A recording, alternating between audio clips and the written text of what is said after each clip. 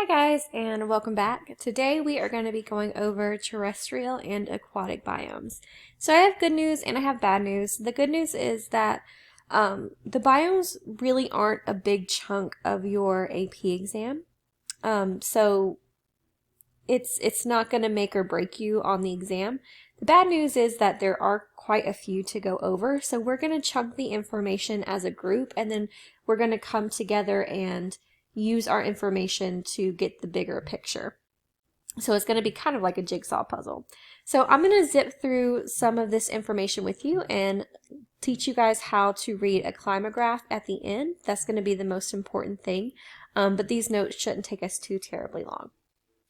So how many biomes are there? So a biome is just an area of the planet that has a particular climate year-round. So we each live in a different type of climate depending on where we are in the world, and those are called biomes.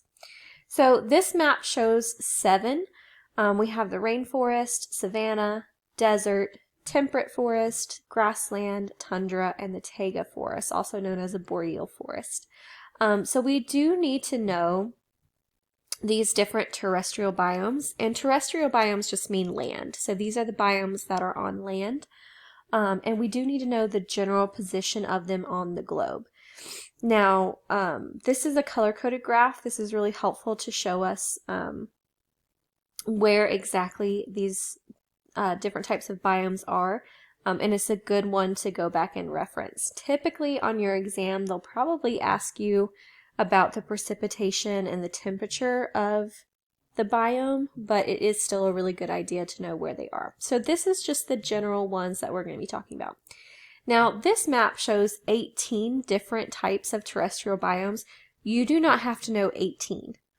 Okay, this is just a more detailed map that further differentiates the biomes. So here, if we see on here, we've got, like in the middle, we've got dry savanna, moderate savanna, humid savanna.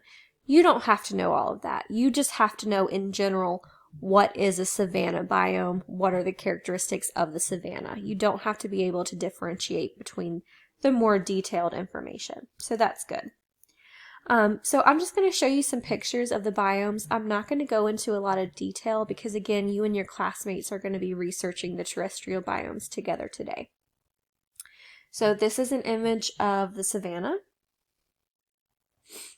This is a temperate seasonal forest. This is in North Carolina, or this is the biome that we live in, being in North Carolina. Temporal seasonal forests are all over the East Coast, but this is the biome that we live in. This is the taiga, or the boreal forest. This is an image of a temperate rainforest. This is an image of the shrubland, also known as a chaparral. You do need to know both of those words. Just like for the taiga, you do need to know that it can be called a taiga or a boreal forest. This is the tropical rainforest, which is the most productive biome. That means that they have the most vegetation. You guys will be filling out a chart today that asks about the productivity of a biome. Productivity just means how many plants it has. Desert biome, which a lot of you are probably familiar with. And then the temperate grassland or the prairie. This would be like in the Midwest of the United States. So those are all of the terrestrial biomes that you guys will be researching. The next ones that we're going to look at are the aquatic biomes that we also need to know. For this one, I'm not going to make you research the aquatic biomes. I'm going to give you the information that you need to know, and that's just going to help save us some time. So the aquatic biomes, we have the open ocean, ponds and freshwater lakes, rivers, salt marshes and estuaries, wetlands, which include swamps, marshes, and bogs. Swamp, marshes, and bogs are all very similar. They're each distinctive in their own way, but they're each classified as a wetland. A wetland just means an area that is covered by water for most of the year. Then, of course, we have streams, and then this is a picture of a river that's going through the tundra. So when we classify biomes, especially for the terrestrial biomes, the most important factors that determine a biome is going to be temperature and precipitation. Okay, so, the thing that distinguishes a desert from a tropical rainforest, from a temperate forest biome, are going to be how hot it is or how cool it is all year, and also how much rain does the area get. So temperature and precipitation are those two main factors. So here we have this chart. Excuse me. Here we have this chart that has our rainfall and then our average temperature, and depending on how much rainfall and temperature we have, we're going to sort these different biomes that we need to know into the chart. And this is what that looks like.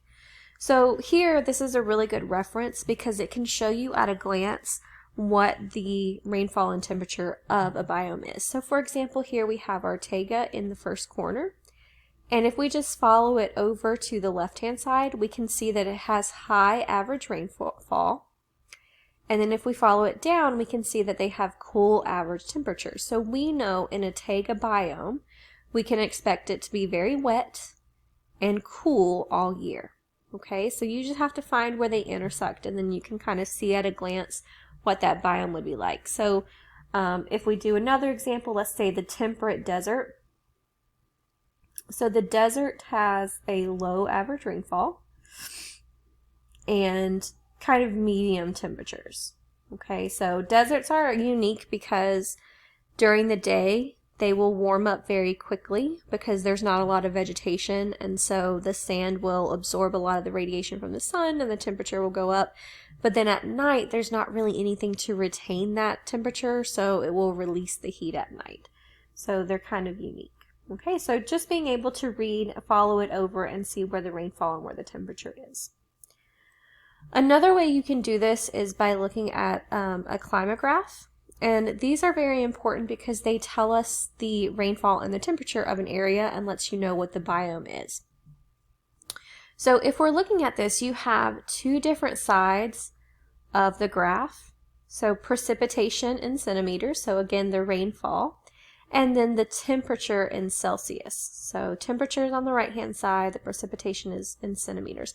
It can look a little confusing because there are two things going on here. You have a line graph on these graphs, and then you also have a bar graph. Okay, so these are composed of two different sets of data, your precipitation and your temperature. Your precipitation is in the bar graph. Okay, so the bar graph shows the precipitation in centimeters. That would be average precipitation in each month. Okay, so here in Brazil in January, on average, they have a little over 24 centimeters of rain in the month of January. Okay, and then the line graph shows you the average temperature. So here we can see that in Brazil they have high temperatures all year, pretty steadily high temperatures, and then they do have a variation in the rainfall. Okay, so you have to be able to interpret these graphs. On your exam, chances are they will give you a climagraph and ask you what kind of biome would be associated with it, or they could also give you a biome and ask you to determine which climagraph goes along with it. So like they could do either or. So we do need to be able to interpret them.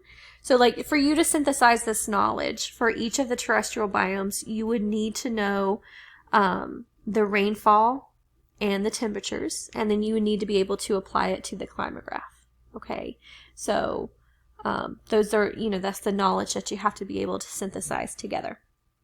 So this would be a tropical rainforest. A would be. B would be a chaparral.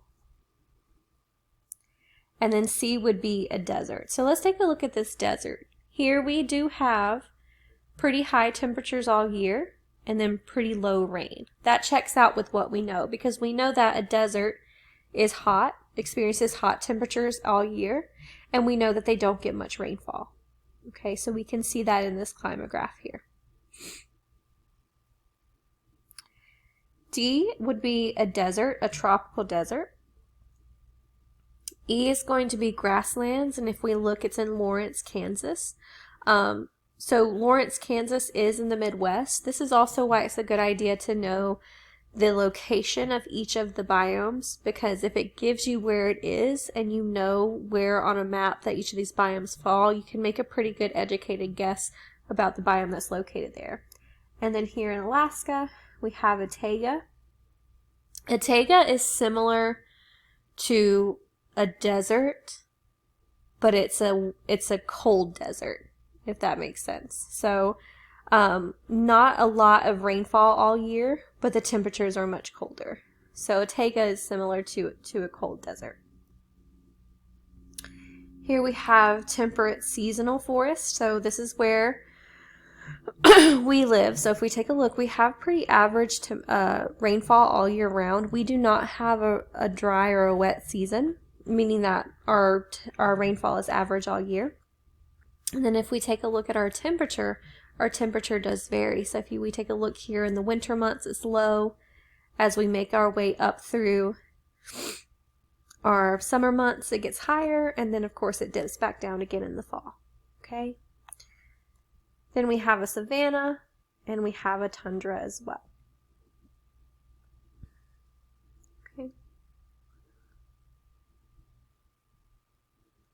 So we have our tundra with our extremely low temperatures and also our variation in precipitation. Okay, so we just need to be able to interpret these graphs by being able to see what the temperature is doing. So again, the temperature is on the right hand side, and then also seeing what the rainfall is doing.